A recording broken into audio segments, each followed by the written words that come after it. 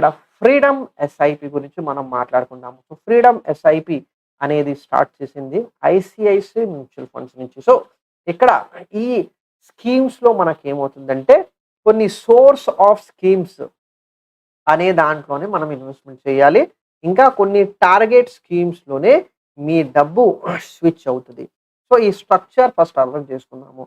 అంటే ఈ 2 స్కీమ్స్‌లో basic thought ఏంటంటే ఎస్ఐపి టైంలో మీరు ఒక సోర్స్ స్కీమ్ అనేది డిసైడ్ చేసుకోవాలి ఫస్ట్. రెండోదేంటంటే ఎన్ని సంవత్సరాల కోసం మీరు ఇన్వెస్ట్‌మెంట్ చేయాలనుకుంటున్నారు అనేది కూడా ముందుగానే డిసైడ్ చేసుకోవాలి. ఈ ఎస్ఐపి టైం కంప్లీట్ అయిన తర్వాత మీ ఇన్‌కమ్ అనేది రావటం జరిగిద్ది. కానీ ఆ సోర్స్ స్కీమ్ నుంచి డబ్బు అనేది టార్గెట్ స్కీమ్‌కెళ్ళిపోతది.